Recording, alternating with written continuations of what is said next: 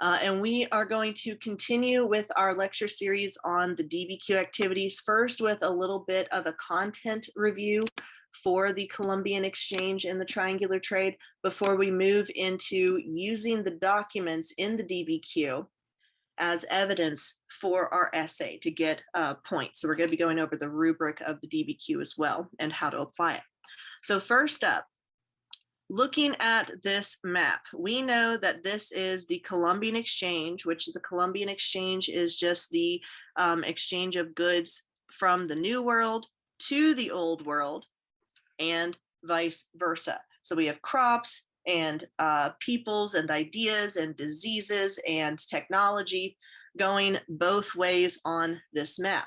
However, if we break it down to the triangular trade, of which there are 3 legs, we start seeing the specific routes, okay, and that repetitive exchange of goods and who benefits and who suffers from that exchange of goods. So first up in the chat or unmuting, tell me what is the first leg in the triangular trade?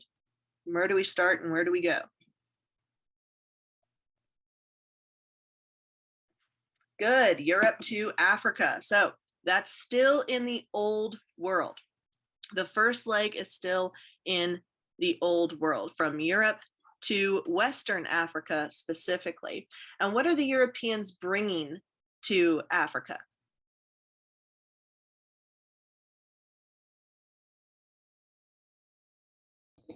Manufactured goods. Exactly right. Manufactured goods. What are some examples of those manufactured goods that we could give? Okay, I see Namita in the chat said alcohol, guns. You can also include textiles, which you can see on this map. Textiles is just talking about clothing, right? So all those are manufactured goods or industry that's been created and then taken to Africa for the first leg. Then we get to the second leg. So we start in Africa and go where for the second leg?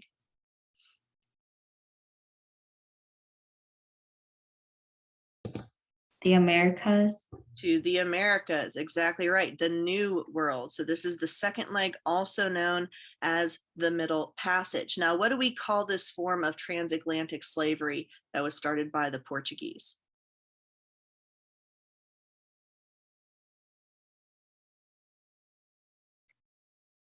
Starts with an A. The transatlantic slave trade, or the Asiento. Okay, good. I see that in the chat, and I think Elizabeth was going to say it as well.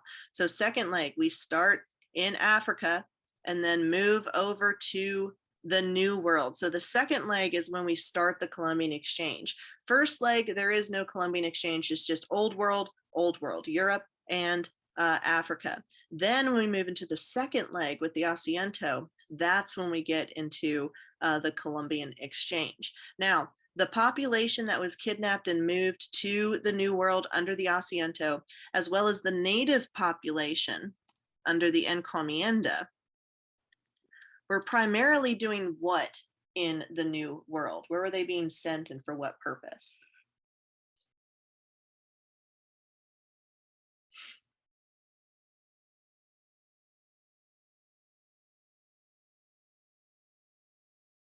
Why were exactly right, Namita, sugar plantations. So they were used for their labor to produce raw goods, noticeably with cash crops like sugar and tobacco and cotton, but also the mining of gold and silver. You're more so going to see the mining of gold and silver in the encomienda, because when they first arrive and enslave the Native Americans, they're going to be looking for those precious metals or bullion.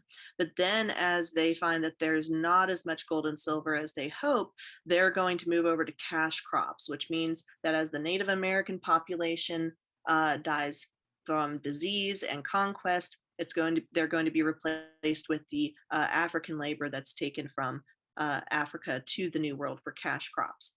Now we call these materials raw goods. Okay, they are not manufactured. They're found in nature, or they're mined, they're grown. And that's where we get into the third leg, where we go from the New World back to Europe. Now, the purpose of the colonies here is to enrich the mother country. Okay, the colonies don't get to grow their own cash crops or mine their own gold and silver and keep it for themselves. They have to send it back to the mother country, whether that's Spain or Portugal or England or France, right? Especially with like furs that we see with France. And so the purpose of the colonies is not to undergo their own industry or their own trade, like free trade, like capitalism. The purpose of the colonies is to be a captive market. They send their raw goods over to the mother country, and then the mother country sells them manufactured goods at a higher rate. Now, what do we call that economic policy where the purpose of the colonies is to make money for the mother country? Mercantilism. And you're going to need to know that for every history class that you take at LAMP, and probably every history class just in general. It's a huge topic. Okay, so we've done a little bit of review for the transatlantic slave trade and the Columbian Exchange. Now let's look at claims or answers to a prompt. This is going to be a claim. Specifically, this could be an example of a topic sentence. So at the beginning of a paragraph, okay, that's what you're going to tell the reader your paragraph is going to cover, be about. And so in this claim, it says, the Columbian Exchange led to an increase in transatlantic trade. Go ahead and identify the historical thinking skill and tell me how you know it's that historical thinking skill. What part of the topic sentence led you to believe, oh, this is this historical thinking skill?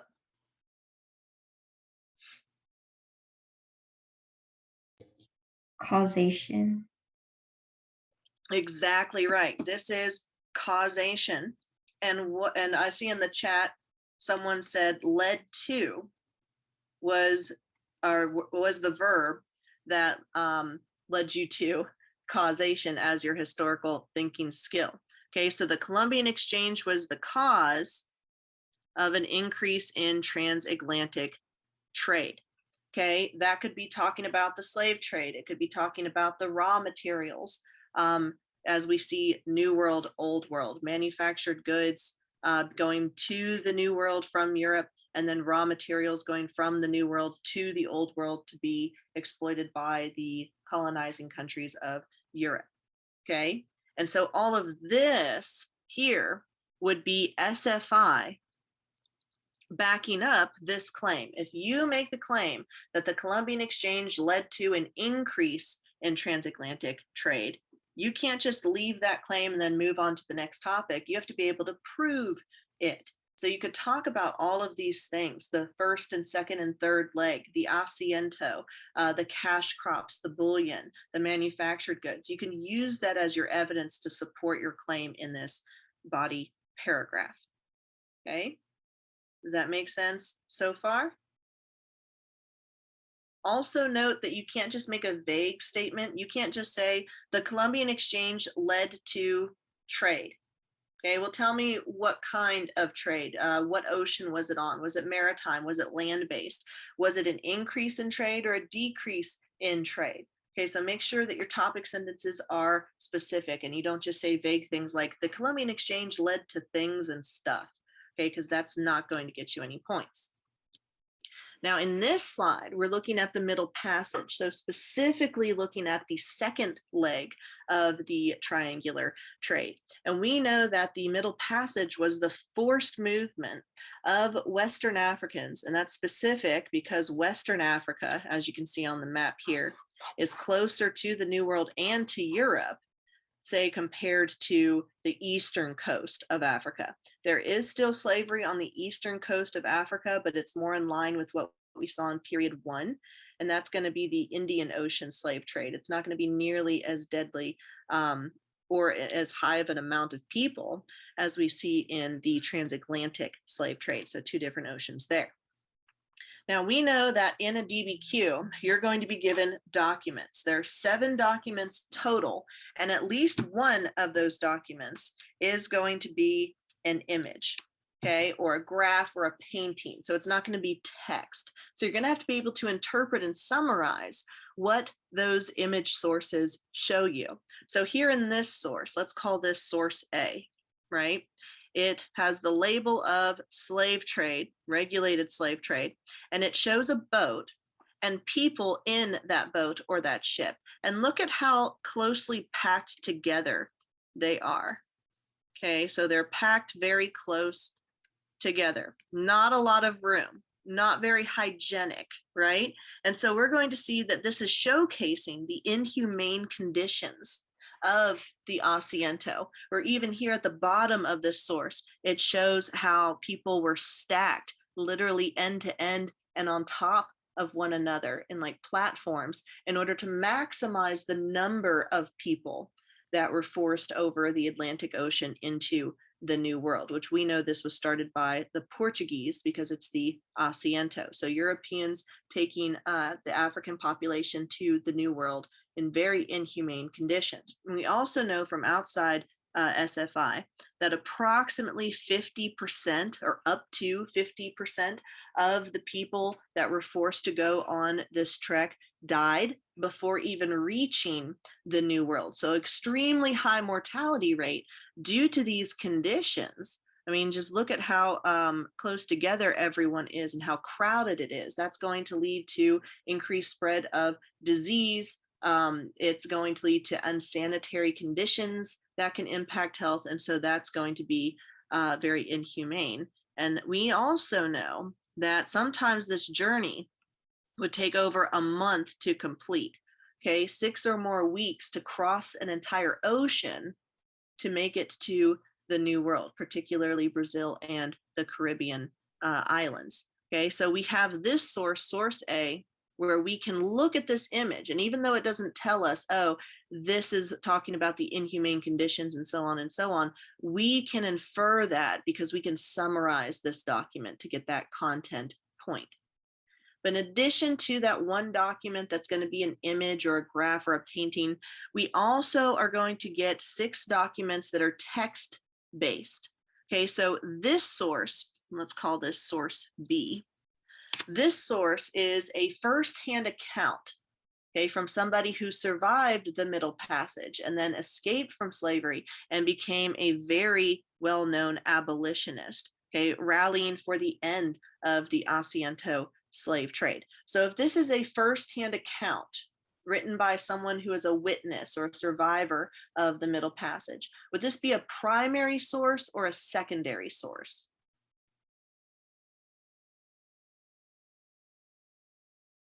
Primary source, exactly right.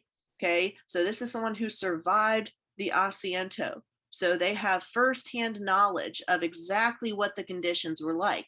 So just like source A gives us information that says the conditions were terrible, source B, a text source, is going to corroborate that. Okay, so you can put these 2 documents together to make the same point about the inhumane conditions with the Middle Passage. So I was soon put down under the decks, and there I received such a salutation in my nostrils. What does that mean, salutation?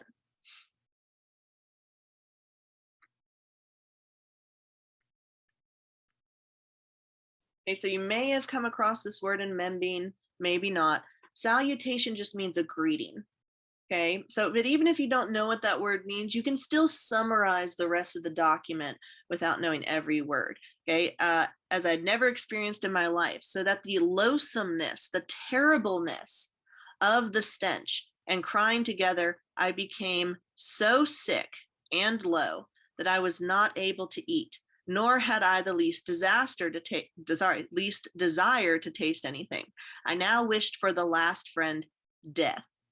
Okay, so again, a very negative account of the conditions of the asiento, much like we see in source A.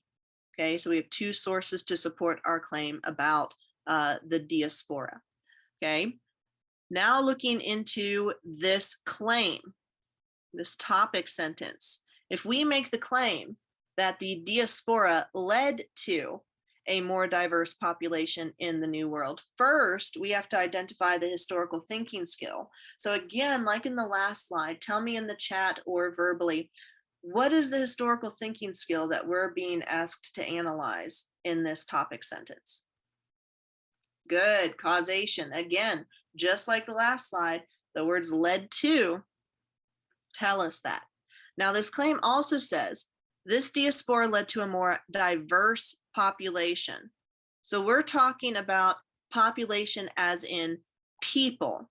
We're not talking about more diversity in language or more diversity in culture or religion or crops, right?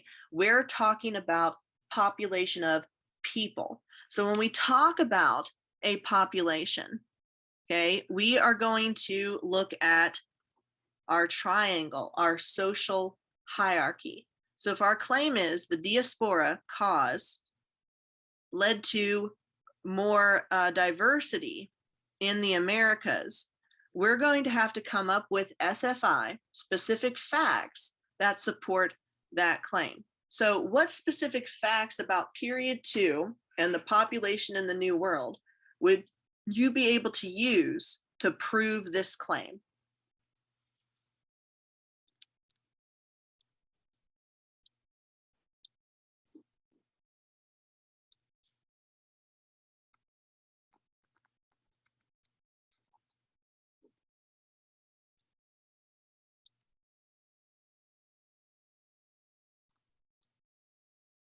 Excellent, Ria. Prior to 1492, the population of the New World was 100% Native American.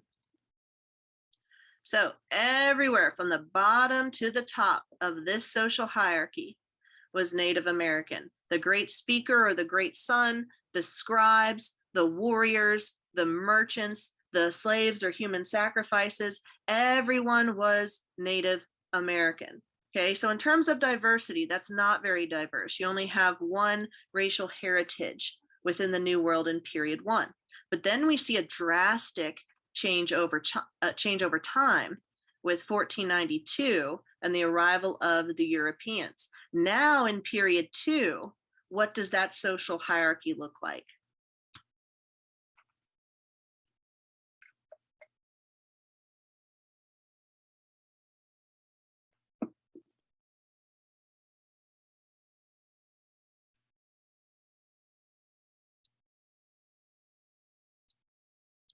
Okay, excellent. So we have another racial heritage in the New World, the Europeans. Okay, so that's an addition, and they're going to be at the top with the Peninsulares and the Creoles.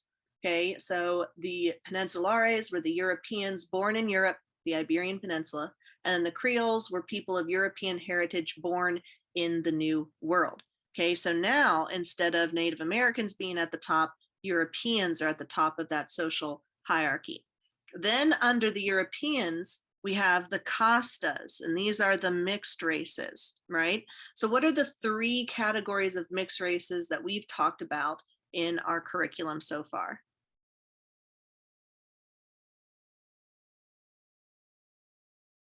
Okay, we have the Zombos, the Mestizos, and mulattoes. Okay, the Mestizos were a part of what 2 heritages?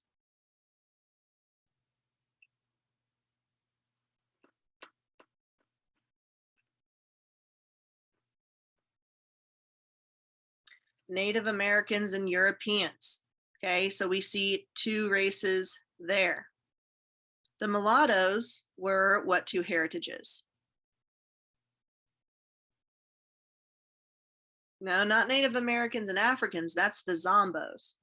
Okay, it would be African and European. So mestizos, we have Native American plus European. Mulattoes, we have African plus European. And then Zombos, that's when we get Native American. Come on, PowerPoint. Native American and African, okay?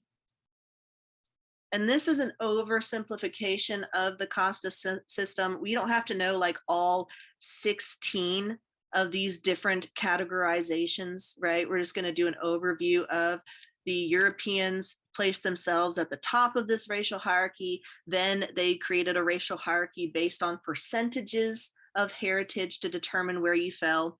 And so that would be the Costas. And these are just the three main categories that we talk about.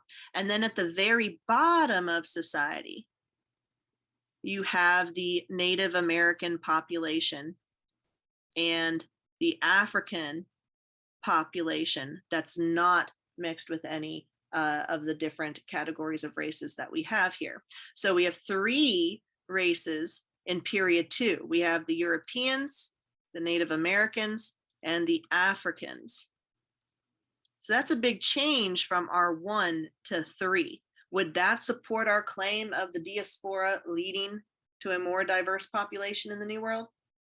Absolutely. We went from 1 to 3. And look at all these vocab words that you could use to support that claim. You have the Costas, you have the African population being brought over in the Asiento, and this new social hierarchy that's created, specifically talking about the population of people in the Americas. Okay, are we good on this slide?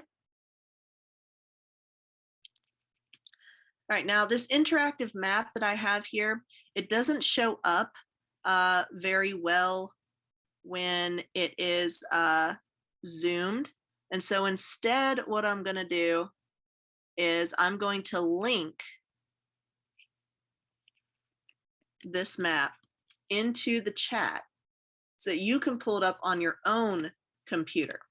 Okay, it's just a 2-minute animation of the Asiento, of the Middle Passage. And what I want you to look for are these questions here on this map. So first question, notice the number of people at the start of the voyage. Now remember, the start of the voyage or the Middle Passage is Africa, Western Africa specifically. So look at the start of the passage and how many people were kidnapped and taken. And then look at the end of the passage, which is the arrival in the New World. And tell me, what's the difference between those two numbers? Is there a difference?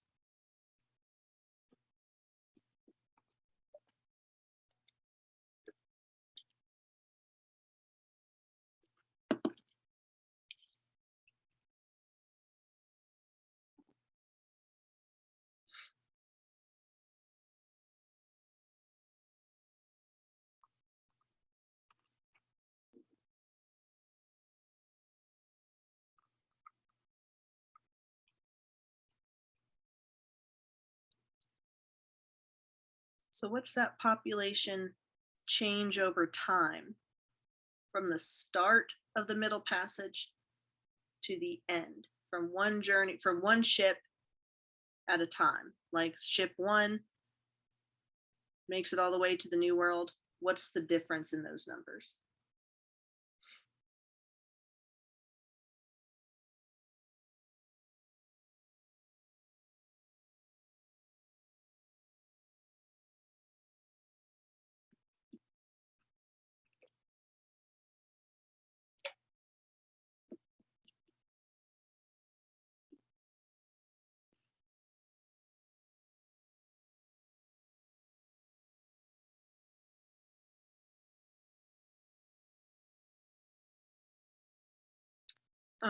Let me double check so I make sure I'm answering your question correctly.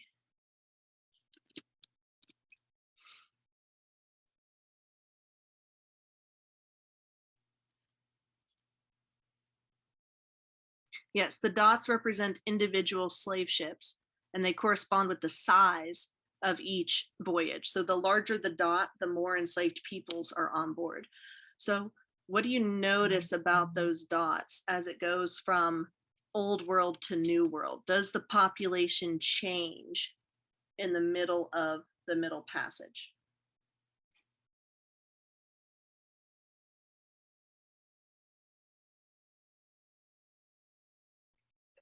Exactly. We start out with a larger population, in Africa. But then we know that the mortality rate of the Middle Passage is so high, therefore we get a lower population actually making it to the New World. Okay, so now move on to question 1.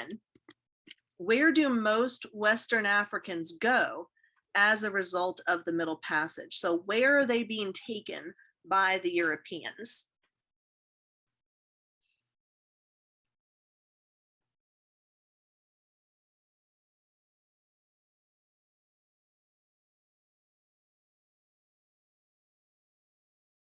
The West Indies, also known as the Caribbean, so right here, and then Brazil, which we know Brazil was colonized by which European country? Portugal. Now, what gave Portugal the quote unquote right, okay, to colonize Brazil? The Treaty of Tordesillas, exactly right. And then the rest of the Americas were designated for Spain. Although eventually with the defeat of the Spanish in 1588 by England, we start seeing other European countries start coming in and colonizing. So most of the Western African population is going to be taken to plantations in the Caribbean and in Brazil, okay?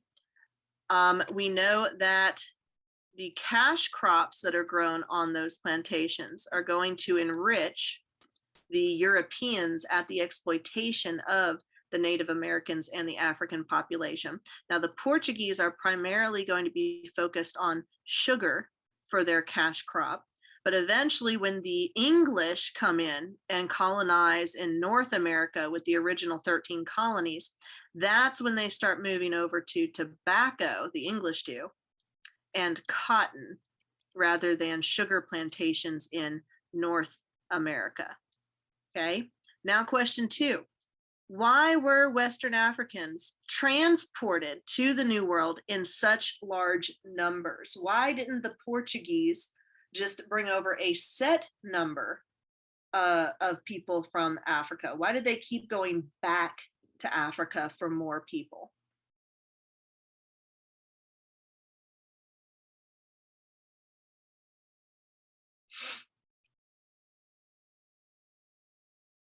Exactly right. The death rate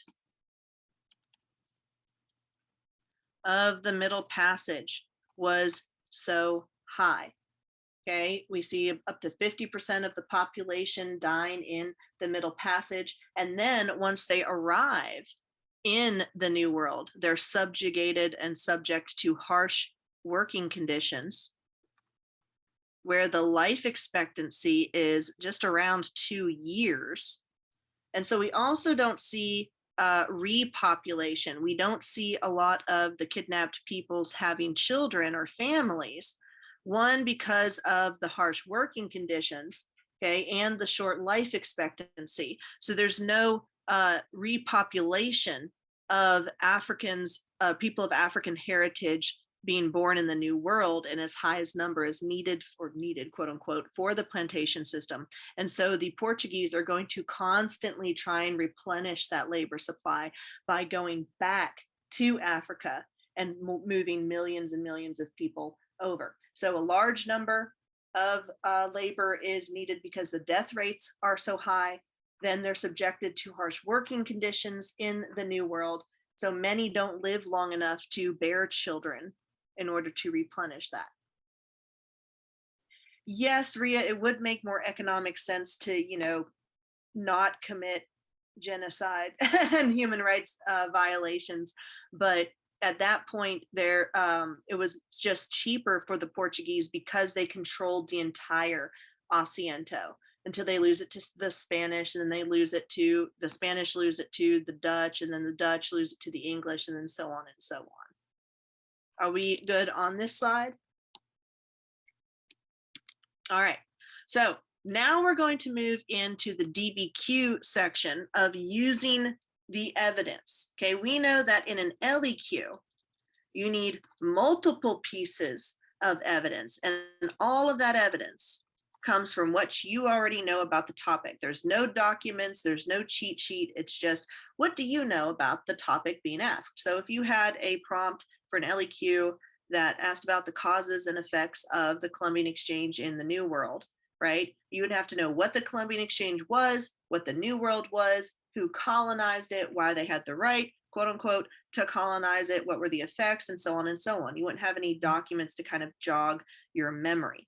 Okay, that's different with the DBQ, because in the DBQ, you are given 7 documents, okay, 7 documents, and you need to provide one piece of outside SFI, meaning factual information that's not in any of the documents, not even referenced. So like if you have a document by Christopher Columbus and he's talking about the Native Americans, you can't say, oh yeah, Christopher Columbus was a conquistador from Spain. That's not outside evidence. That's directly like he's named in the document. So you're going to have to give something broader beyond that, like, oh, the Treaty of Tordesillas and so on and so on.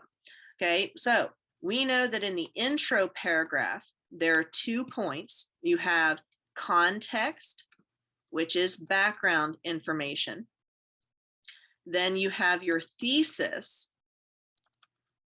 and there are no documents in that intro. Okay, no documents whatsoever.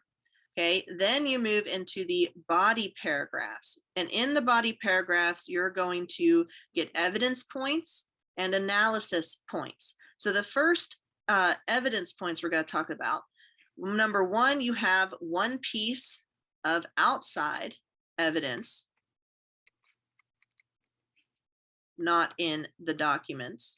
And then you have to actually use the documents. Okay, so this is where we get into our content points. And remember, content is different from context. Context is background information. Content is summarize the main idea. Okay, so for 1 point, okay, how many documents do you have to summarize?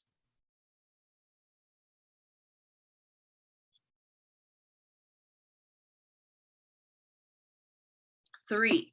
You have to summarize the main idea of 3 documents to get 1 point. How many do you need to summarize to get 2 points?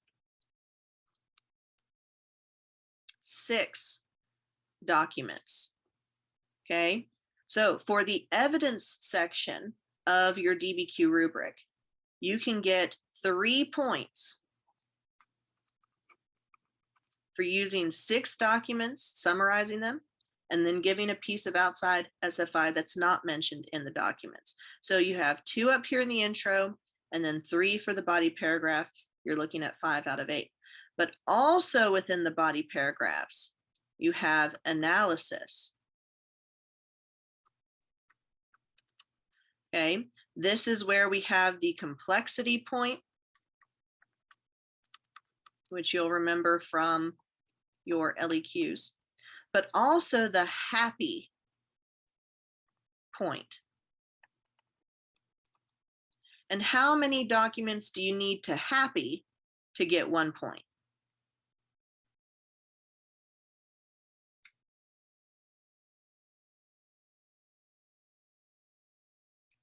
How many out of the 7? Okay, good. 3 documents. So that's 2 more points. So you have 7 out of the 8. And then what's the last point that's on the LAMP rubric? Good. The grammar point. Okay, so for the evidence point, which is right here. Okay, these are the evidence points, and these are the analysis points. Content is where you use the main idea to answer the question. Summarize the document and use that document to back up your claim of these were causes or these were effects and so on and so on.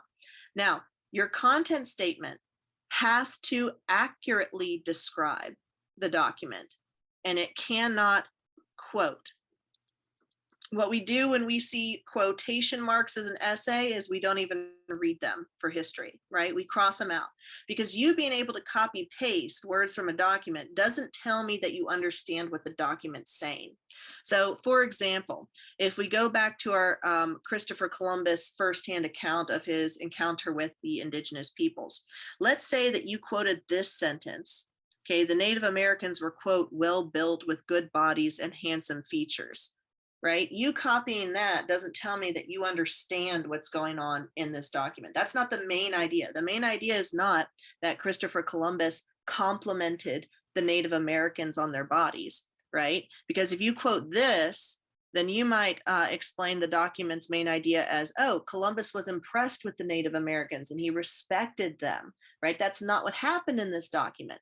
He's looking at the Native Americans as a resource to exploit, okay, to subjugate them and take their labor for his sponsors, right? And you don't get that analysis or that content from just quoting well built with good bodies and handsome features, okay? So instead of quoting the documents, what you should be doing is paraphrasing.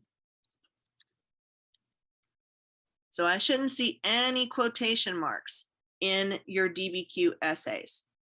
Okay, it should just simply be the content. Paraphrase it in your own words. Are we good so far? And using them to answer a prompt. Okay, so first on this slide, read the prompt. This is the prompt up here. Using an image. So do we have to use the image to answer the question? Yes. You can't just look at this image and say, well, I'm not going to talk about smallpox at all. Okay, because the image is talking about smallpox. And it says you need to use this image to answer the question. The question being, explain the impact of the Columbian Exchange on the indigenous North Americans. So are we talking about the Europeans? No. Are we talking about the impact on Africa? No. We are using these images to talk about the impact on Native Americans. Now, what is our historical thinking skill for this prompt? Causation. Causation, exactly. And what led you to causation? What part of the prompt? Impact. Impact. Now, can impacts be positive or negative? It can be both. It could be both. Yeah, consequences, effects, impacts, they could be positive and or negative. It's not just one or the other.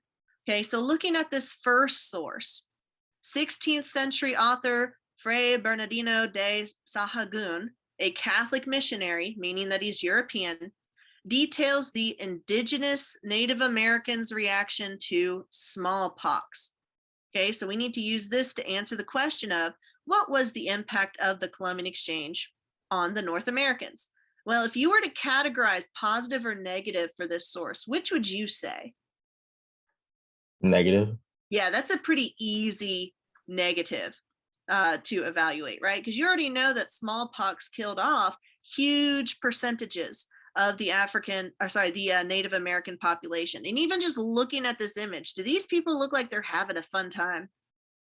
No, they're on their sick beds, right? This does not look good. So we know that this would be a negative effect of the Columbian Exchange on the Native Americans. Then over here, source B, expedition to capture wild horses shows the Sioux tribe of the Great Plains. Okay, so we have to use this image, and this image shows Native Americans, not Europeans, not Africans, okay, on horseback. So would this be a positive or a negative impact of the Columbian Exchange?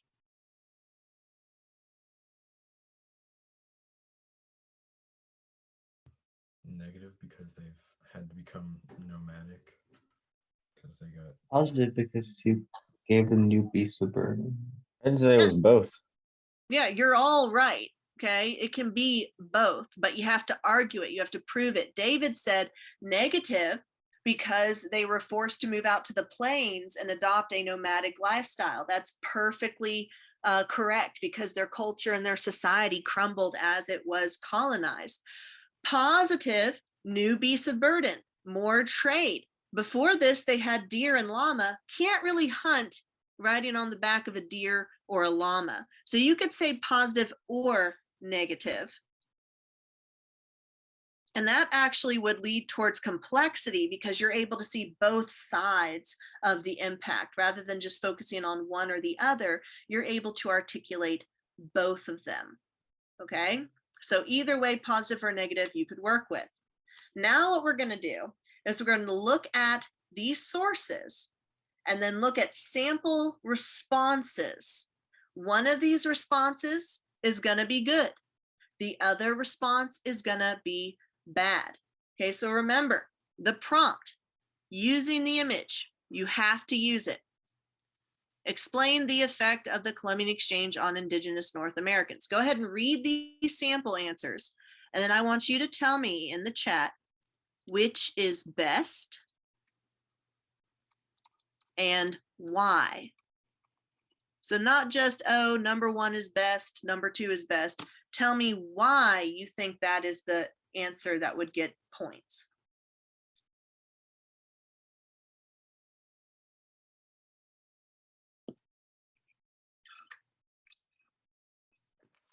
And we lost somebody.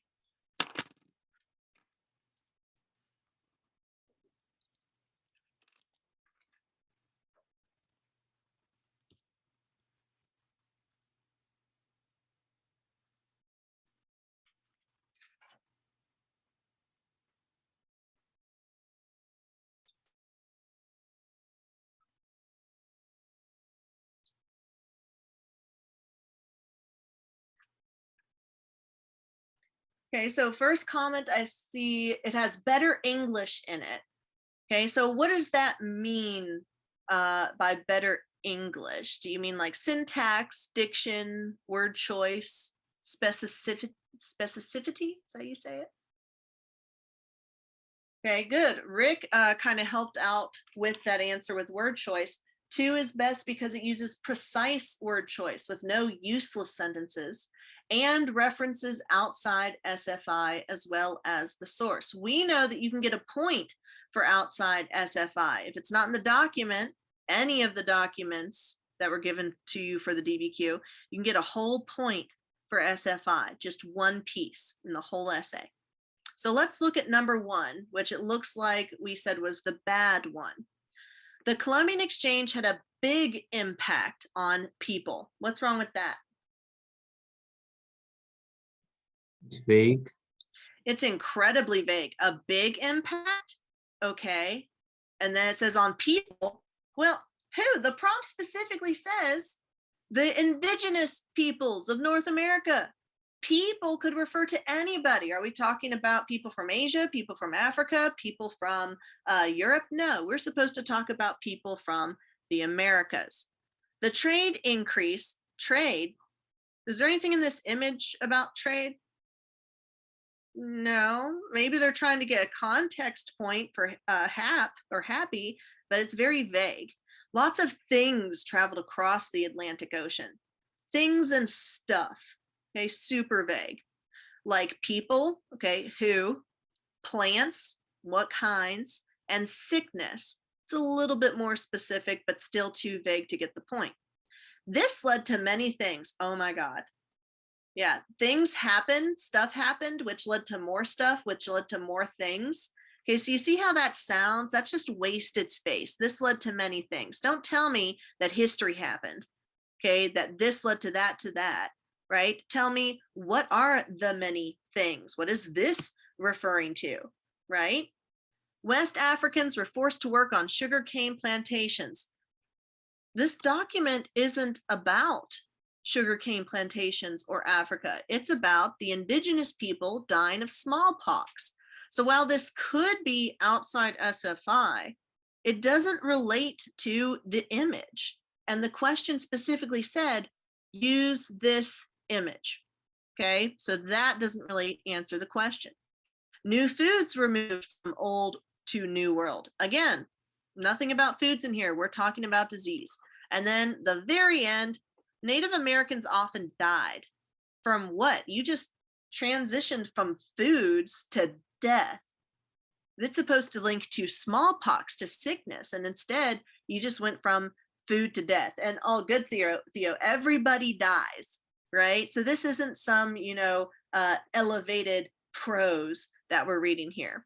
So really, I would be reaching just to give them the outside SFI point on this, because it's not really relevant to the document that they're using, okay? Or to the question that's being asked, which was Indigenous North Americans, not Africa, okay? The second question, the Columbian Exchange caused, historical thinking skill, impact, cause and effect, a decrease in the indigenous population of North America. So here we see a topic sentence. This is telling us what our paragraph is going to be about. It's going to be about a decrease in the Native American population, which answers the question of an impact on Native Americans. As the missionary showed in the Codex, sickness led to the deaths of thousands of indigenous groups like the Aztecs. So here, what you're going to want to do at the end of a sentence where you're using a document, where you're summarizing it or doing the happy point, you want to do parenthetical citation. So at the end of a sentence where you're describing a document or using a document, just put Doc A. That tells the reader, hey, this is the document they're using. Count up the documents that they've used, 6 out of 7. Okay, that's 2 points. So sickness led to the death of thousands of indigenous groups like the Aztec. Why? Native Americans did not have immunities to old world diseases like smallpox, which is in the document, so it's not outside. But then they bring in measles, that is outside SFI. So as Europeans like Columbus, outside SFI, arrived, diseases spread across the continent. So answer choice 2 answers the question. It uses the document. It has a topic sentence organizing what's our category going to be. It's going to be a decrease in the population caused by the Columbian Exchange. And then it gives us SFI, okay, that's outside of the document, and it gives us the content statement of this is what document A or source A is saying. This is the main idea. The main idea is sickness led to the deaths of indigenous peoples. That is an accurate summary of this document. So a document doesn't have to be a book. No, it could be a passage out of anything, or it could be a graph. So it can be a painting. It can be a graph. It could be text. So like, for instance, here's a painting that we're going to use for source B when we get back Thursday. Here's 2 paintings. This is the social classes that I was telling you about earlier, Rick, where there's a bunch of different categories and we don't go into all of that. And then graphs that are used, right? So any of these images could be used, or any text could be used. So it doesn't have to be an entire book. And they're not going to make you read an entire book as a document. That would be cruel and unusual punishment. So now we're going to move on to the second source that we've already looked at, okay, with the painting of Native Americans with horses in the Midwest surviving on the plains. So first up, the first thing that we do when using documents is we read the prompt. We have to read the question, because if our answer doesn't answer the question, then it's not going to get a point, right? If you ask me, how are you today, Miss McNeely? And I answered, yes. I mean, that is an answer, but it doesn't answer the question of how am I, right? So you want to make sure that you're always circling back to the question at hand. Using the image, got to use it. Can't just have outside SFI about effects of the Columbian Exchange on the Native Americans. Like if you go off talking about smallpox and the encomienda and so on, that does answer the question of explain the impact, right? The effects, but it doesn't use the image. So you have to actually use the document. Explain the impact or the effects, causation, of the Columbian Exchange on the indigenous North Americans. So we are not talking about Africa. We are not talking about Europe. We are talking about effects of the Columbian Exchange on Americans. That is the question that we're going to answer, and we have to use the document. Okay, so looking at these sample answers. Okay, the sample answers. I want you to read through number 1 and number 2, and I want you to tell me which one was the best answer and why it's the better answer that would get the point. So I see someone in the chat, and y'all can continue to put your explanations because there's multiple explanations for why one is better than the other. But Rick stated that the second sample, the second statement is better because it uses the picture unlike the other one. So if we read number 1, the Columbian Exchange greatly influenced North Americans. This doesn't tell us how, it just says that it does. This one's, the question said, explain the impact of the Columbian Exchange. And you just restated the statement of it did impact the Native Americans. That's not answering the question of how did it impact. Okay, so this is just restating the question without answering it. New food sources like pigs and cattle gave New World peoples access to greater calories. That is a factual statement, but it doesn't answer the question. This is an impact of the Columbian Exchange on Native Americans, but the question specifically said use the image. There are no pigs or cattle in this image, and so it's not relevant. Europeans like Columbus also enslaved the local indigenous peoples. That is an impact, the encomienda, but it doesn't use the image. The encomienda is not depicted here. Okay, so while statement 1 is factual, it doesn't answer the question.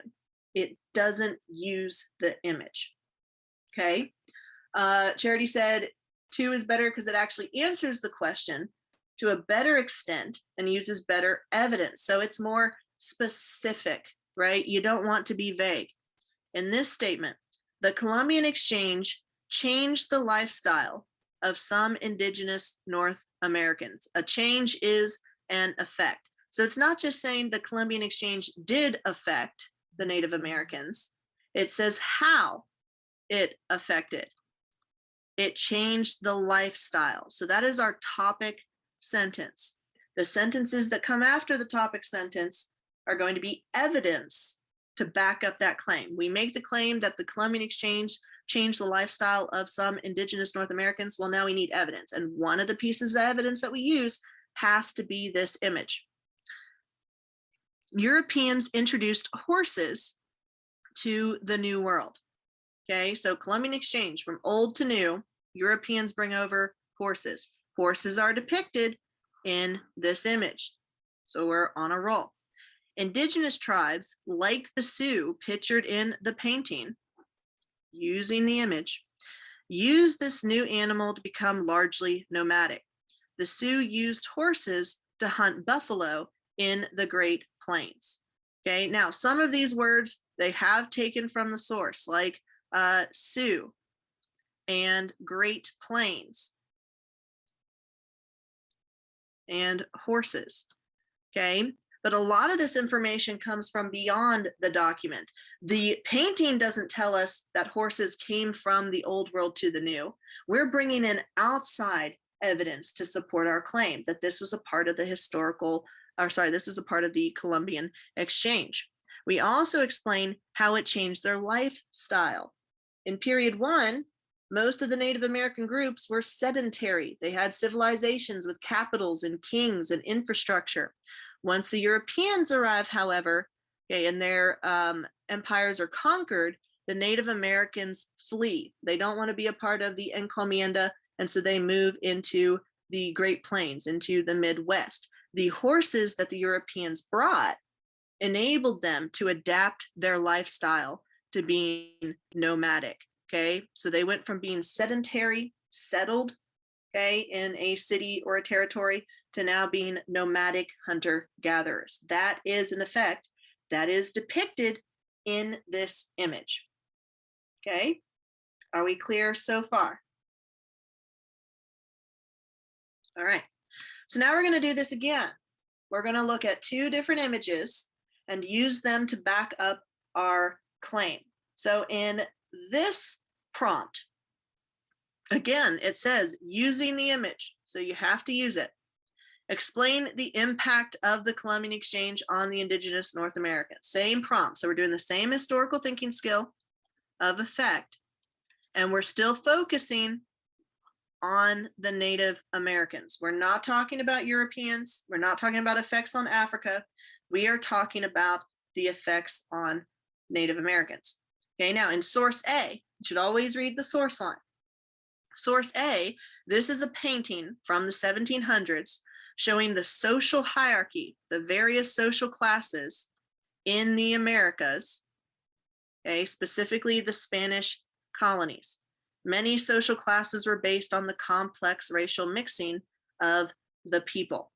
Okay, so we already have information about this. We know that there is a social hierarchy in the Americas in period 1 that had been completely Native American from the top to the bottom, king to human sacrifice.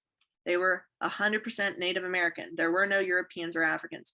That changes when we get to period 2, okay, where we have designations between the Europeans, okay, the castas, or the mixed races, of which there were 3, European, African, and Native American.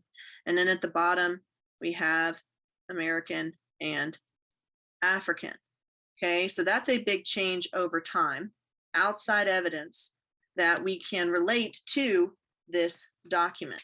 Okay, so it's detailing that social hierarchy. So if we were going to categorize the effect, looking back at our themes, we have categories like tech and econ and culture and social effects, political effects. Which one of these categories do you think source A would best fit under? Social. Social, that would be an excellent category to put it under, because we're talking about a social hierarchy. You wouldn't put it under economic because it's not showing like the sugar plantations or mercantilism or anything like that. You wouldn't put political because it's not showing, oh, we have an absolute monarch at the top and centralized government. We're looking at the social hierarchy here. Okay, we're looking at the people within society. Now, one of the points that you get for using the documents is the content point, which is summarizing the main idea. If you summarize 3 documents, how many points do you get? 1. 1 point.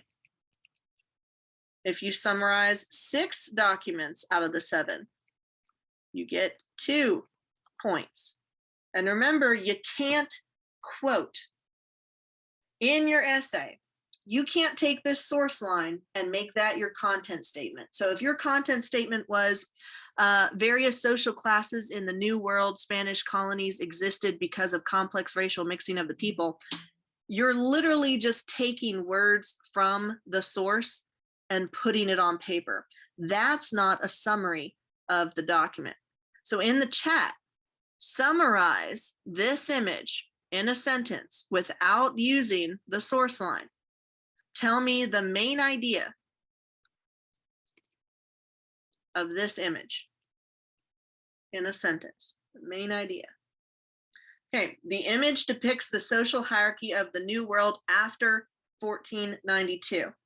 Okay, so you see how it doesn't, he didn't copy the words various social classes, right? Racial mixing. He put it in his own words of, this is that triangle.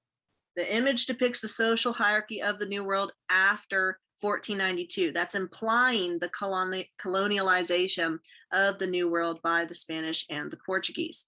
Okay, so that summary of the main idea would be acceptable. It'd be better if you expanded it and said something like, the image depicts the social hierarchy of the New World after 1492, in which Europeans tended to be at the top of the hierarchy, whereas the other races of Native Americans and Africans tended to be categorized at the bottom of that hierarchy. So detailing like who's at the top and then so on, that would be a more specific content statement. But I would accept that, hey, the main idea is this is the social hierarchy after 1492.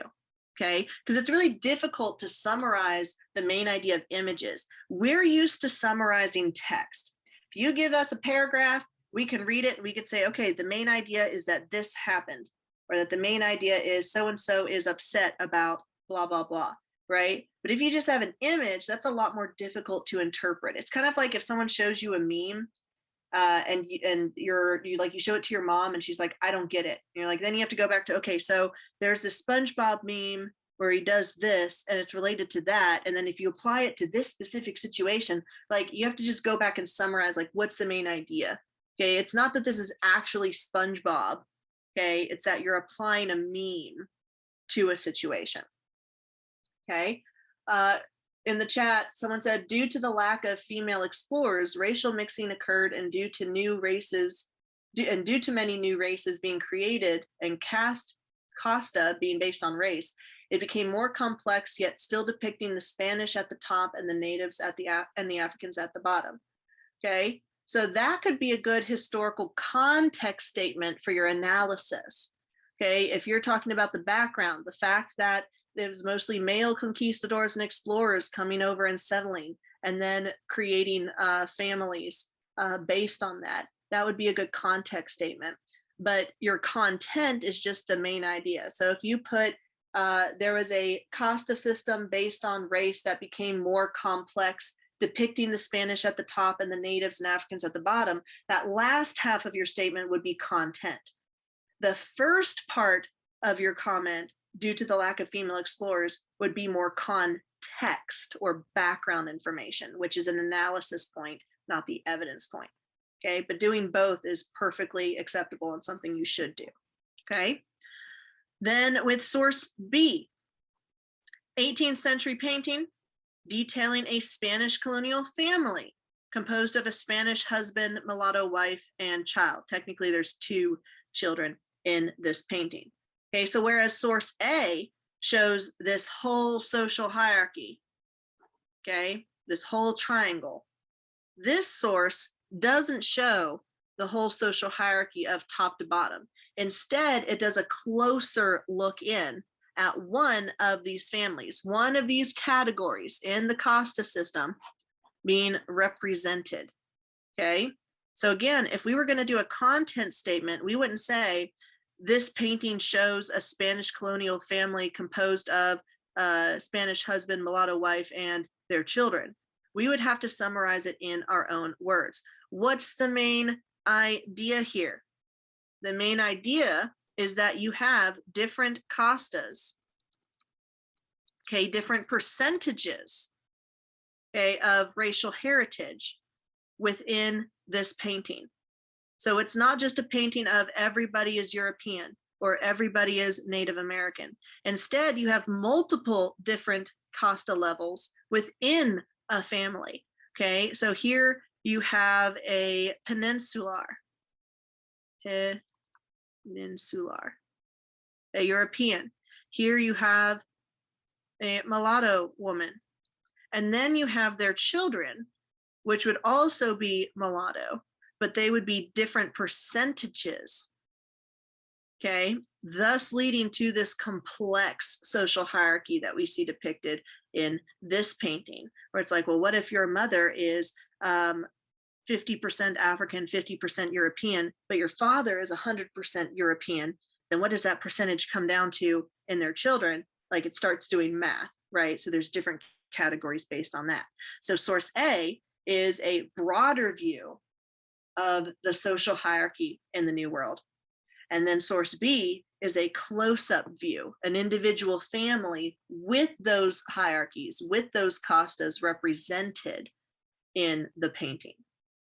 Okay, so now what we're going to do is, like we've done with the previous documents, is we're going to take this document, source A, and we're going to read 2 example statements. One example statement is going to get a point. The other example statement is not going to get the point. So read these 2 statements, and in the chat, tell me which one you believe is best, but also why. Do y'all agree or disagree Rick and Sam? Okay, good. That's a good explanation. Okay, so if you said something along the lines of what Sam and Rick posted in the chat, then you are on the right track. Number one, not an acceptable answer.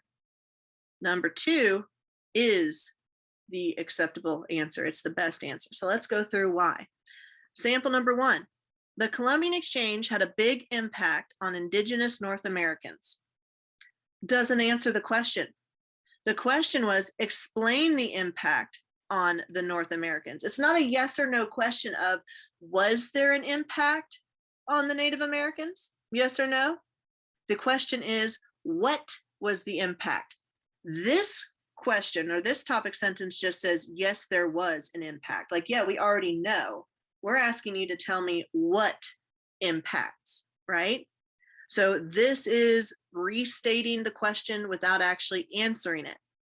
Social classes in the New World were, quote, we don't quote directly from the documents, okay? Instead, we are supposed to paraphrase. In fact, what teachers will do is if you quote the document, we just cross it out because we can't grade it. That doesn't show analysis or understanding of the document. It just shows that you're able to take words from one piece of paper and put it onto another piece of paper. So to make it easier for us to grade on whether or not you actually answered the question, we cross out all quotes and don't read them. So here's how it reads now. Social classes in the New World, as you can see in the 18th century source. Yeah, that's not even a sentence, and it doesn't explain the main idea. It says social classes in the New World. Okay, what about them? As you can see, that's second person. We don't use that. It's not on the job of the reader to interpret the documents. Okay, you can't just leave it vague and say they're going to know what I'm talking about because they read the document. You have to explain it to me. Explain it to me as if I don't understand this document. Don't just say, look at the source, and then that's your explanation, right? So don't use first or second person, and make sure that you explain the how and the why. So this would not be a good content statement because it doesn't summarize the document. It just quotes the source line. And it doesn't even answer the question of what were the impacts. It just says, yes, there were impacts. 2, in contrast, starts with the Columbian Exchange led to, oh, look at that, historical thinking skill. It is doing causation. So the Columbian Exchange led to indigenous North Americans' culture blending with the old world. Okay, so the question said, what was an impact? And you provided an impact. You said cultural blending with the old world was an impact. In the Spanish colonies, Europeans, Africans, and indigenous peoples intermarried. The source shows various ethnic blends through marriage, including indigenous peoples and African peoples. So there's some grammar issues here, but again, there's no grammar point on the AP exam rubric. That's on the LAMP rubric. So I would say including indigenous peoples and African peoples, if you want to keep up with parallelism in your sentence syntax or structure. Okay, so does this summarize the document? The source, this image, shows various racial blends, okay, ethnic blends through marriage, including of these particular races. So European plus indigenous plus African. That backs up the claim of one effect was blending because it shows the blending of the racial heritages. So it summarizes the main idea. Here is a hierarchy with 3 different races depicted. And then it answers the question of, this was an impact. It was a cultural or social blending, okay, with the old world. Does that make sense for why number 2 is a better answer than number 1? Okay, remember, copying the document is not the same as using the document, so do not quote. Now, I know this looks like a lot, okay? You may see this and you're like, oh my goodness, there's a graph. how do I interpret this graph? How do I even use this graph? But remember, of the 7 documents that you're provided with on the DBQ for the AP exam, 1 of the 7 is always going to be an image, a visual. It could be a painting, it could be a photo, it could be a graph. So a lot of students will misinterpret these visual documents, and so they tend to try not to use them as much because it's easier for us to summarize text and understand text rather than images. But if you just calm down and just take a look at the graphs, you can figure out how to use them. Okay, so the first thing that we always do is we read the question. What is the prompt?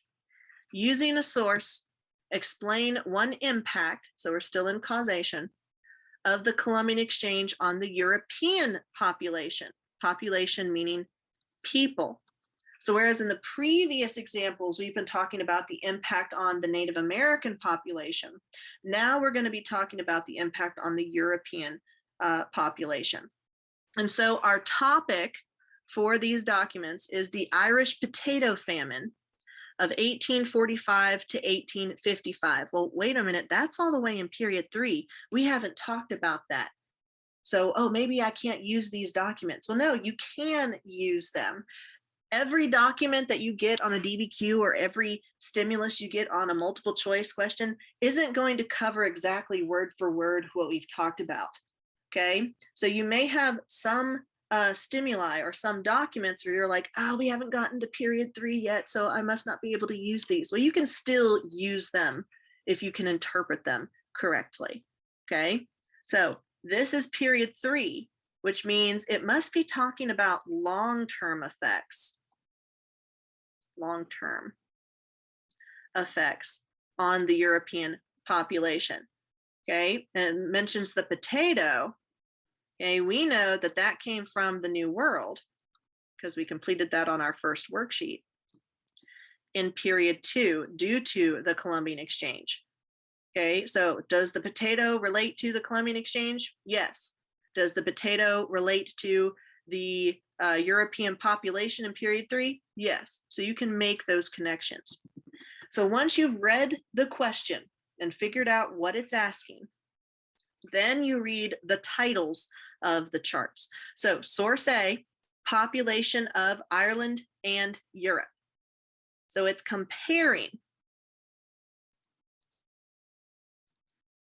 the population of people in Ireland and the population of people in the entire continent of Europe. So Ireland is a part of Europe. Then we need to figure out what our axes are. Down here on the Cartesian plane, we have the x-axis. What does the x-axis show us? What are these numbers representing?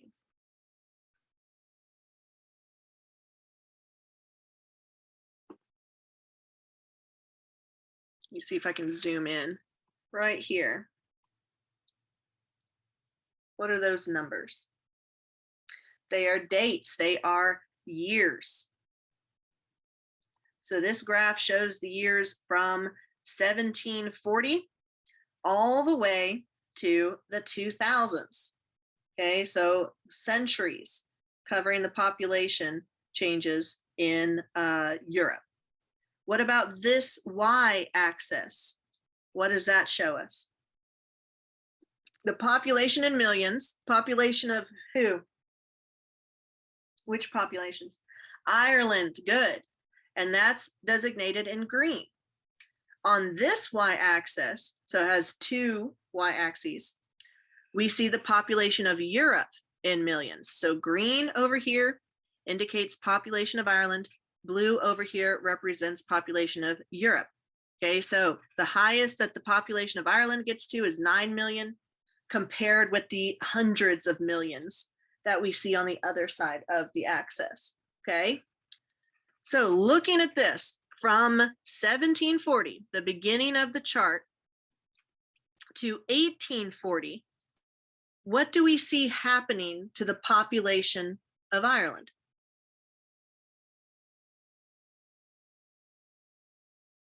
It goes up. The population increases. Now we know that this is because of the potato. okay, because we're tying it to the New World. And the title of this slide was the Irish potato famine. So the potato arrives from the New World. More food equals more people. So more potato equals more people. We see that in this chart. That's all this is showing us right here on the graph.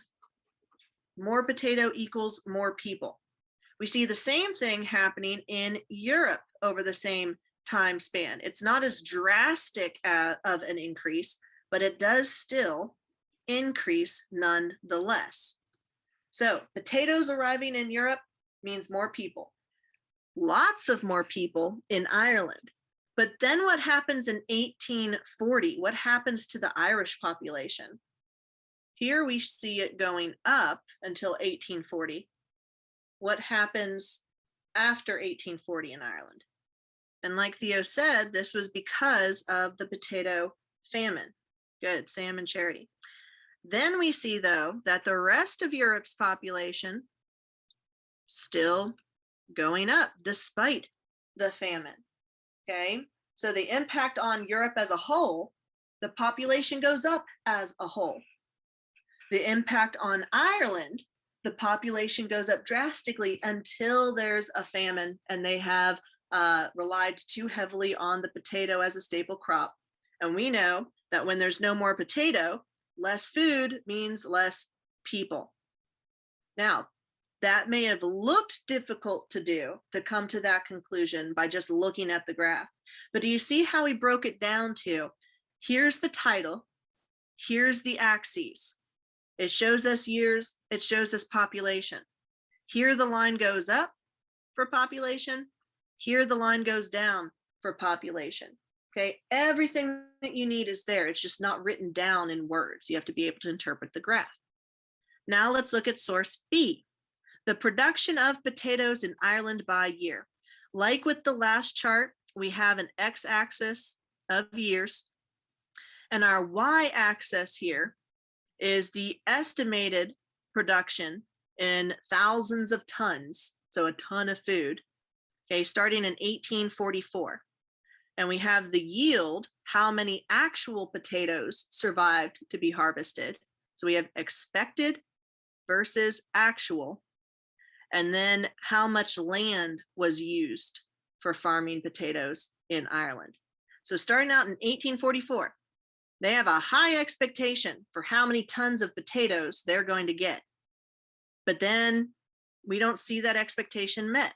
They expected 15,000 tons of potatoes, and they only got 6,000 tons of potatoes. That is a big difference.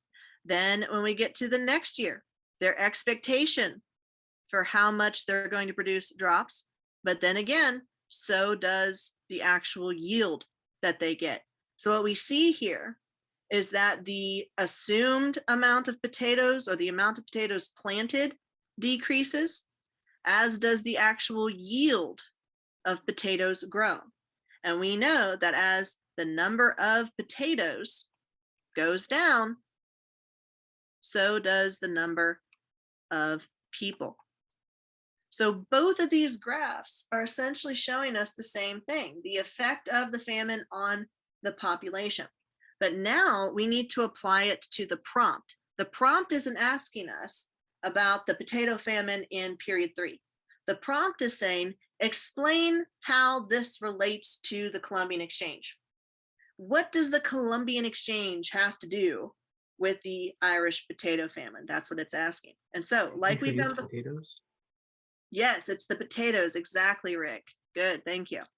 Okay, so like what we did before, we're going to take this source and we're going to read 2 statements, trying to use it to get the content point. Okay, trying to get points on the DBQ rubric. Tell me which one is best and why. So number 1, remember the question is effects of the Columbian Exchange on Europe. Let's see if this answers that prompt. The source shows a dramatic decline in the Irish population. Wait a minute, we don't even start with a topic sentence. We don't start with one impact of the Columbian Exchange on Europe was blah, blah, blah. You just go straight to the source. Like, no, you have to have a topic sentence. So the source shows a dramatic decline in the Irish population. That is factual. That is what the source is showing. But what does that have to do with the Columbian Exchange? You have to connect it. This decline occurred as a result of the potato famine in Ireland. That is a factual statement. But have you tied it to the Columbian Exchange yet? No. The Irish diet was primarily composed of this calorically rich food. An Irish family would eat tons of potatoes a year. Still not tying it to the Columbian Exchange. They mention potatoes, but they don't tell us how that connects to the Americas. Okay, how does it connect to the Columbian Exchange in period 2? Once this food source was decimated by a fungus, the famine, also known as the Great Hunger, began. As the chart shows, millions died from 1860 to 1900. Okay, all of this summarizes the document, but it doesn't use the document to answer this question. Okay, you have to always answer the question that was posed to you. So you can have an entirely factual paragraph with a ton of information, outside information or summary of a document, but if you don't use it to answer the question, it is useless.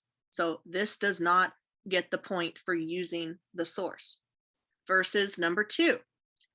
As a result of the Columbian Exchange, Europe's population grew. Look at that topic sentence. They are telling me, the reader, okay, that one of the effects was an increase in population in Europe, and that the rest of my paragraph is going to be spent backing up that claim with evidence from outside the document, but also using the document itself. The chart shows an increase of millions in Ireland's population from 1740 to 1820. Now, this isn't quoting from the document because there isn't anything to quote. You just got to give me the numbers. What goes up? The population. From what span of years? Well, we know what the x-axis and the y-axis are showing, so we can interpret that data and put it into words. This was the result of the new crop, the potato, which was brought from the New World to Europe as a part of the Columbian Exchange. So they're taking a document from period 3 and they're using it to answer a question about period 2. An effect was the increase in Ireland's population. How or why? A new crop from the New World that came from the Columbian Exchange. Access to more calories led to longer, healthier lifespans and growing numbers of healthier children. This contributed to a population explosion. That's just a fancier way, an AP way of saying more food equals more people, which we've said repeatedly throughout the semester. Obviously, you can't put that in your essay as more food equals more people, right? But you can write it in an AP manner of led to, contributed to, growing numbers. Okay, so this actually answers the question of how did the Columbian Exchange impact European population? The Columbian Exchange brought the potato, which increased the European population. How do we know? Look at the chart. Look at the population of Europe. Okay, it goes up after the potato has been introduced. Does that make sense so far? So we've covered the summarizing of documents. Remember that for the content point under evidence, you can get points for summarizing the main idea. Okay, to get 1 point, how many documents do you need to summarize and use? 3. To get 2 points, how many documents do you need to summarize and use? 6. And then how many pieces of outside SFI do you need to give in your whole essay to get 1 point? remember, for evidence, you're supposed to use the documents, but you're also supposed to use outside evidence. So one piece of outside SFI, one fact that is relevant to your prompt and is not already mentioned in the documents, you can bring that in a sentence to get a full point. Okay, so these are the evidence points of summarizing the documents, using the documents as evidence to prove your thesis. But then you have to go further to a higher order analysis skill for analysis and reasoning. Now, one of the points under analysis is complexity, which we're already familiar with from the LEQ essays, right? But then a new point that you didn't have on the LEQ is the happy point. Okay, the happy point. So H, A, P, P, and Y. What does H stand for? Historical context. Good, historical context. What about A? What is A? Audience. The audience of the document. What about P? Purpose. Purpose. What about the last P? Point of view. Point of view. Okay. Then once you have discussed the context, audience, purpose, or point of view, you have to explain how or why the H, A, P, or P is relevant to your argument. How does this support your thesis? Now, how many documents do I have to happy to get the point? How many out of the 7 do I need to do happy for? 3. I have to do 3 different docs, okay, out of the 7. And I don't need to do H and A and P and P. I could do or. So let's say for document 1, I do H and Y, the historical context and how or why it's relevant to the argument.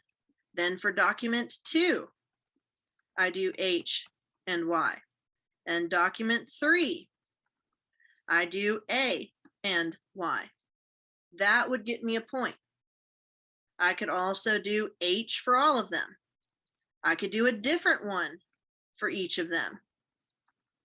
Okay, but as long as I do 3 documents with the happy, right, then I'm good. What if I do document 1 and I give historical context and audience and purpose and why? Does that count as 3 documents for 1 point? No, because the rubric specifically says you have to use 3 different documents. So don't just think, oh, I'm going to do H and A and P and P and Y for just document 1, get that over with, and then boom. Because according to the rubric, you've only done 1 out of 3 documents. Okay, so just pick which one of these is the strongest one to use and then explain how or why it's actually relevant. Okay, and you can't just identify the context or the audience or the point of view or the purpose and then leave it at that. Okay, like let's say that, for instance, I had that journal from Christopher Columbus and I said, the purpose of this document is to record information for history. 1, that's not accurate. Okay, that would be true for any historical document. And then 2, rather than just identifying the purpose, you should explain how or why you know that that's the purpose. So if for that document instead you said the purpose of this journal entry was to detail Christopher Columbus's success in traversing over the ocean to get to Asia and convince his sponsors that they should continue to fund his expeditions, that would be an explanation of how do you know that that's the purpose. Okay, because you explained his sponsors were funding his expeditions. So make sure that you don't just say the audience was the king and the queen and then move on. Okay, you have to say the king and the queen were the audience as they were the sponsor of this particular conquistador, talking about enslaving the Native Americans for their more material wealth for the mother country. You have to be specific. Okay, so like what we did with the evidence points on the rubric, we're going to be looking at the happy point on the rubric and how to apply it to different sources. Okay, so first let's look at this source that it provides us. And the first thing that we do when we see a source is we look at the source line.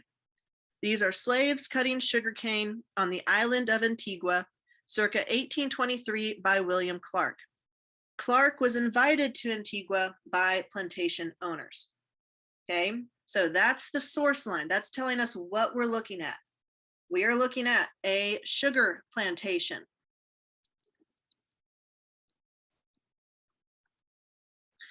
We know that sugar is a what crop?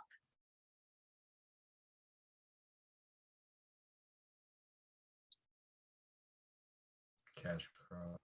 A cash crop. We know that it is grown and harvested under what labor system?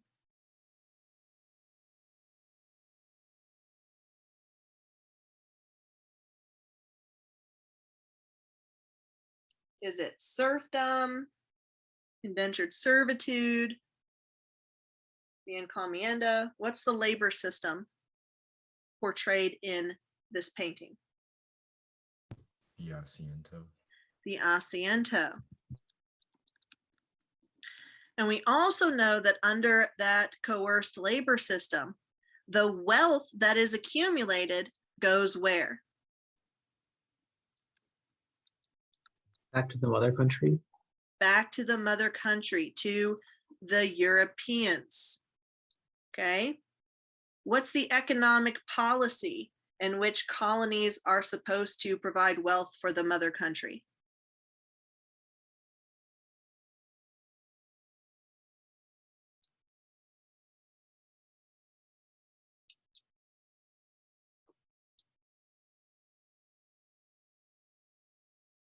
Mercantilism.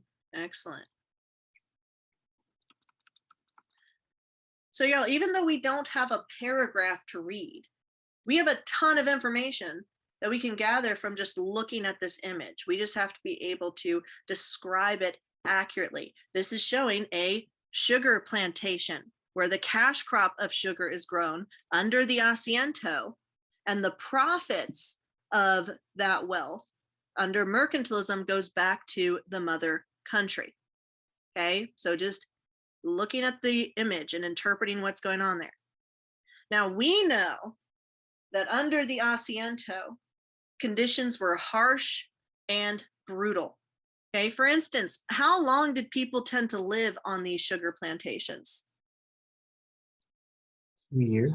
Yeah, about 2 years. So we have a high death rate. We have brutal conditions, long hours. Okay, and not being able to live long enough to naturally repopulate. But in this image, we see children, right? In this image, we see people with, clean clothing, fully clothed. No one's there with, as an overseer with weapons or a whip to monitor. You see one of the enslaved peoples talking to a European mounted on a horse. Okay, so number one, it asks us, describe how the image ignores the dangerous conditions of slavery. This is the image of slavery that the plantation owners are putting out. Is this a real picture of what's going on, or is it propaganda?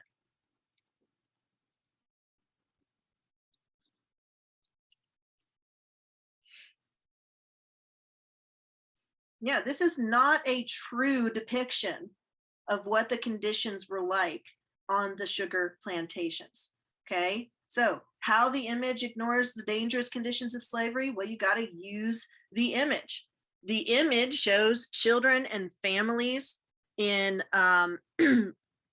well put together clothes, no patches. You don't see anyone like overseers. You don't see violence being enacted against them, right? And you don't see the number of hours that they're forced to work. This doesn't make slavery look all of that terrible. And that's the point of the plantation owners commissioning this painting to be created in the first place, because it is propaganda.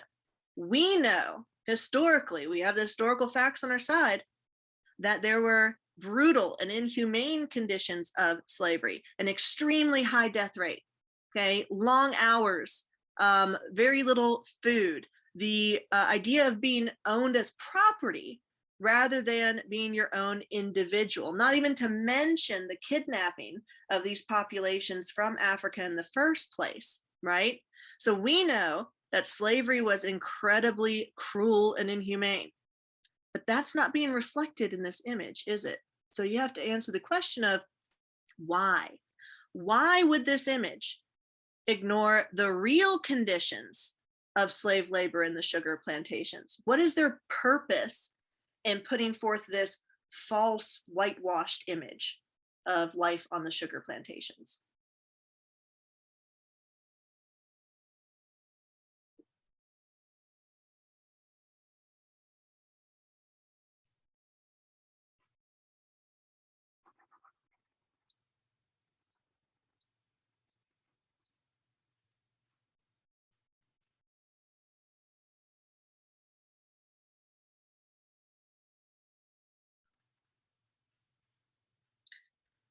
Why would plantation owners be interested in paying an artist to depict slavery in this way as opposed to how it is in reality? Good, Sam. To make it look like it's not as bad as it is. By painting this labor system, the asiento, in a positive light, that means that fewer people are going to be aghast at the conditions. Fewer people are going to want to fight for abolition, okay? Because if they look at the actual conditions of slavery, right, the brutal conditions, they'd be like, oh my gosh, how could we do this to another human being? But if you get a rosy picture, okay, a false picture of what it's like, then you're less likely to be outraged, okay? So why would they pay an artist to depict slavery in a positive light? Because they're using the asiento, they're using slavery, and that slave system makes them money. Okay, this free and coerced labor system means that they don't have to pay their workers, and that all of that profit goes to them. Do they want that to stop? No.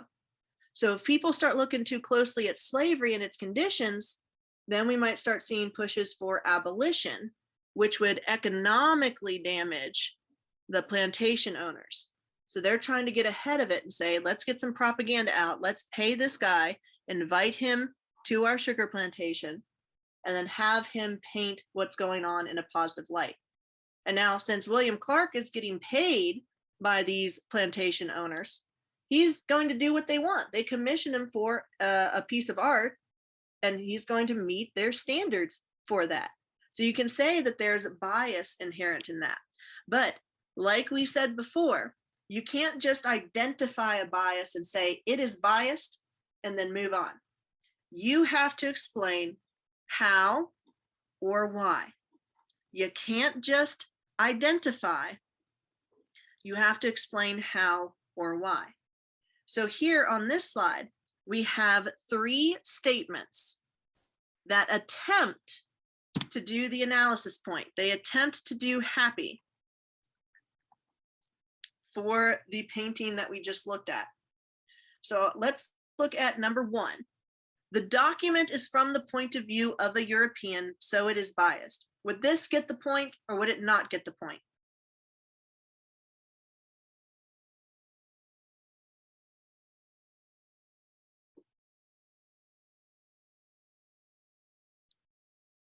Say in the chat, yes, it would get the point, or no, it would not. No, it would not. Okay, why? It identifies the point of view, a European, right? But doesn't tell us the how or why that point of view would be relevant to an argument. And simply saying it's biased doesn't explain. Like, yes, it is biased. That is a factual statement. The painting is biased because it's from the point of view of a European. But why is the point of view being European one of the reasons that it's biased? Okay, explain what the purpose behind that, like why is the European's view biased? Because it goes back to wealth and mercantilism, right? Number 2, Clark was invited to Antigua by plantation owners, so his point of view is biased. Would number 2 qualify or not qualify for happy?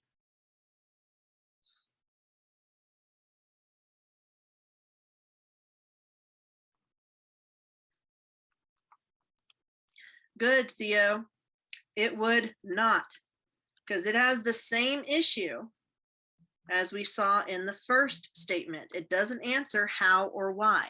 It says Clark is biased because he was invited by plantation owners. But how does him being invited by plantation owners make him biased? Okay, explain how or why. You can't just say they are biased because European. They are biased because they were paid by blah, blah, blah. Okay, go into more detail about that. Number 3, the purpose of the source is to show slaves cutting sugarcane on the island of Antigua circa 1823. Clark was invited to Antigua by plantation owners, so he cannot be trusted. Would this qualify or no?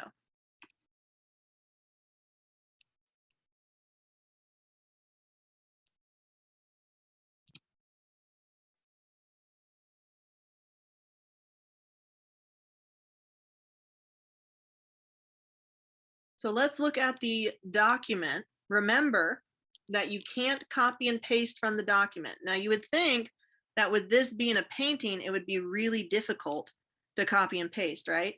And so what most students do in error is that when they try to summarize the document, they just copy the source line. Slaves cutting sugarcane on the island of Antigua. At this time, Clark was invited by plantation owners. Y'all, that's word for word what the source line said, okay, in this document. So if we put quotation marks around everything that was copied word for word and then cross it out because we can't grade that, we're left with the purpose of the source is to show, so he cannot be trusted. That doesn't tell us the purpose. Okay, saying that the purpose of the painting is to show a picture of something, that's a little bit too on the nose. You're going to have to be more specific. The purpose of painting is painting, like, yes. Okay, but what's the motive behind it? So he cannot be trusted. Again, how or why? You took something from the document. He was invited by the plantation owners, but you don't explain how that impacts his credibility, how that influences potential bias. You have to explain he's being paid by the people benefiting from slavery to depict the conditions of slavery. That's going to mean he's going to depict the conditions in a more positive light to please his employers, right? Because they want to secure their source of wealth. Okay, so none of these sample answers would qualify for the point.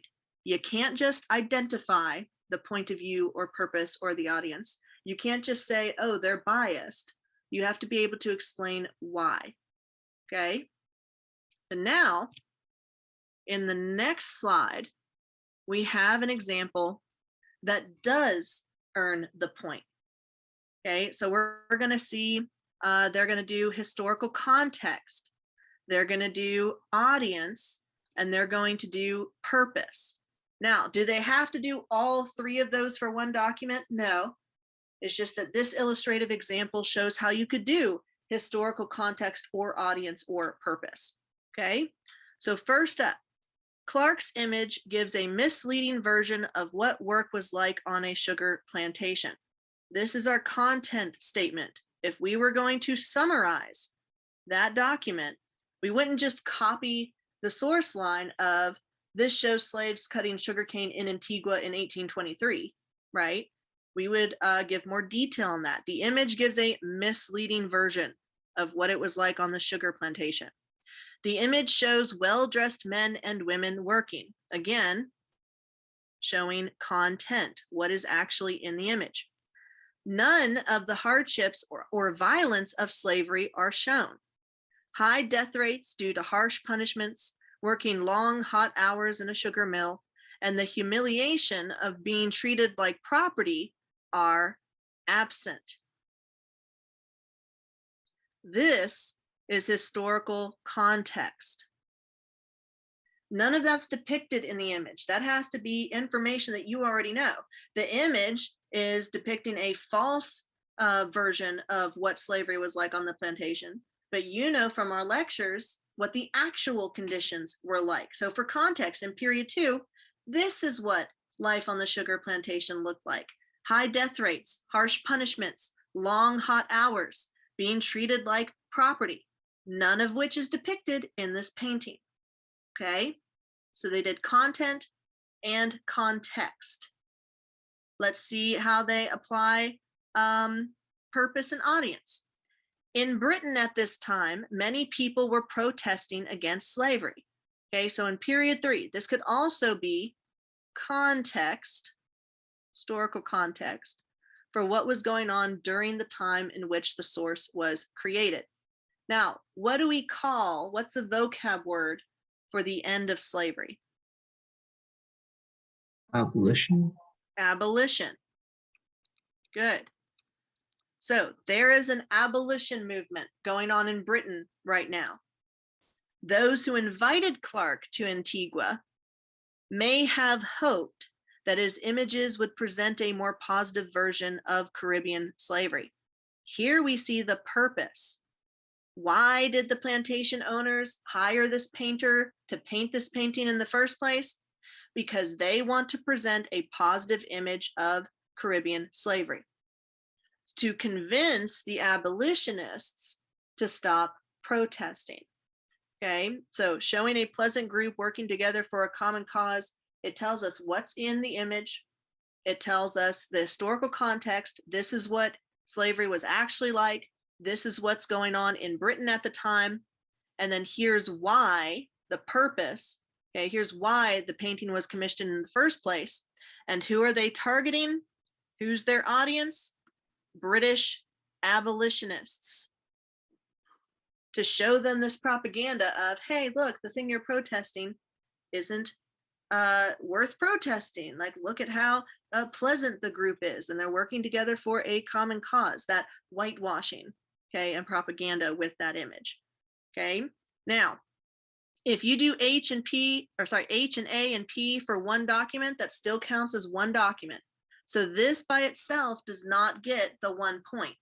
You'd have to do this for 3 documents, not having to do H and A and P, but just picking one of these. So like, let's say that I really like doing historical context for the document. Okay, I could take out the purpose and I could get the point for just talking about the historical context. That's fine. Okay, I just have to do this for 3 of the 7 documents. Alrighty, so we have finished with the lecture on DBQ activities, but now we have worksheet 2, which was the one that was printed for you. Yes, David? Can you do the happy point along with the summarizing point together, like you do the context and then the summary? Yeah, so let's say to get 1 point for content, you have to do 3 documents. So you do doc 1, doc 2, and doc 3.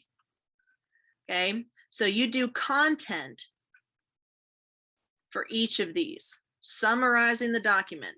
Document 1 shows blah, blah, blah. Document 2 shows blah, blah, blah. In that same place, you should also, not necessarily in the same sentence, you should also do your happy skill.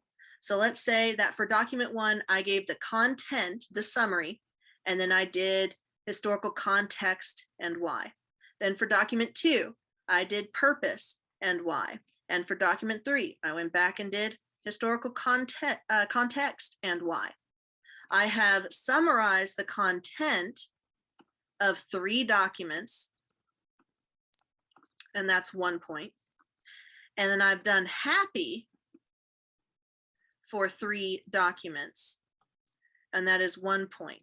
And they're all the same document. So absolutely, you should put those together. Don't go document 1 summary, document 2 summary, document 3 summary, and then circle back to happy.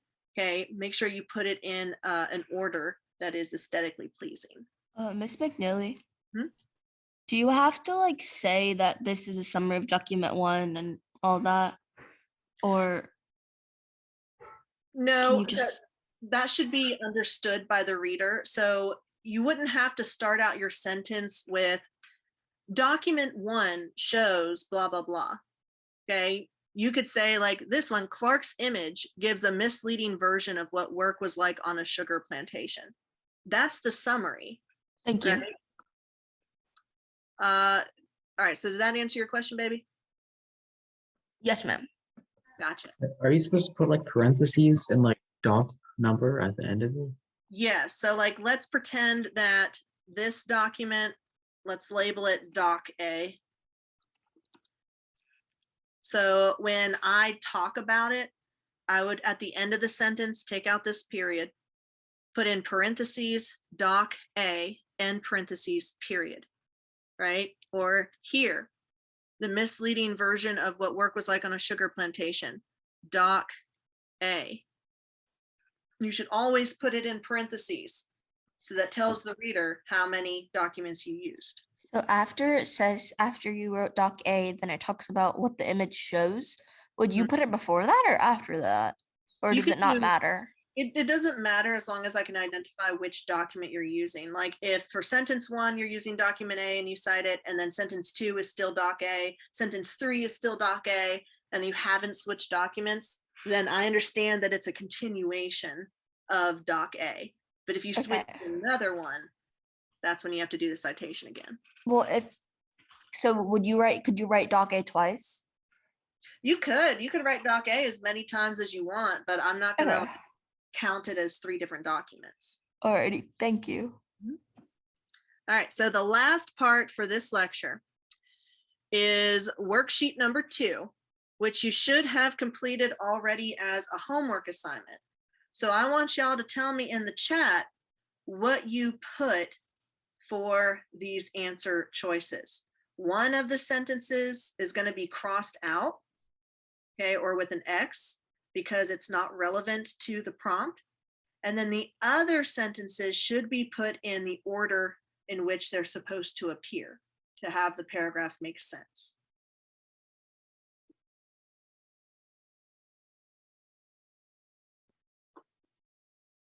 In last class period, there were a lot of different answers.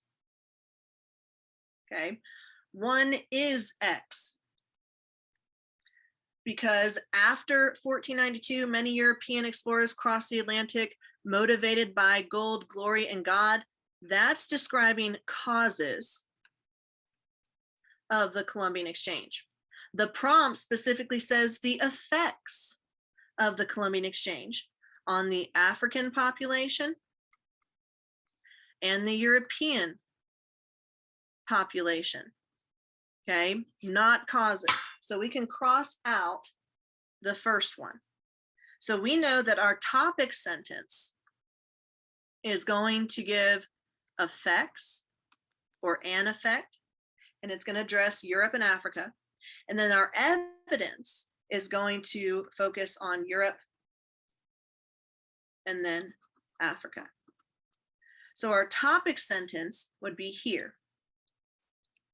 The Columbian Exchange increased the population of Europe but decrease the population in Africa. An increase in population and decrease in population is an effect. It talked about Africa and Europe. So that's our topic sentence. Every sentence after that is going to be evidence. So first, we start off with Europe. How did it increase the population? Well, new crops from the Americas changed the population demographics of Europe. Then we have to give it evidence of what those crops were. Potatoes, a new plant for Europeans, became a staple in the Irish diet. That when a potato famine occurred in the 1840s, millions starved. This once unknown crop, that's talking about potatoes. So this sentence has to come after this sentence. So they're paired together. This once unknown crop became a primary food for many Europeans. The remaining sentences don't talk about European population anymore. Here we have African population, and then sugar from the plantations. So now we're switching. We had the topic sentence was sentence 1. The effects on Europe were sentences 2, 3, and 4. Now we're talking about the effects on Africa. However, transition. Since Europe increased its population, that's a contrast to Africa decreasing their population. Okay, so 5 would be here. Africans were captured and forced to work due to this transatlantic slave trade, often on sugarcane plantations in the Caribbean. Sugar from these plantations, these telling us that it's related back as a pronoun to the ones mentioned in this sentence, means that these two sentences are paired together. And so the sentences on Africa are sentences 5, 6, and 7. So we have a body paragraph with a topic sentence that says, here's an effect on Europe, here's an effect on Africa, and then here is my evidence proving my claim.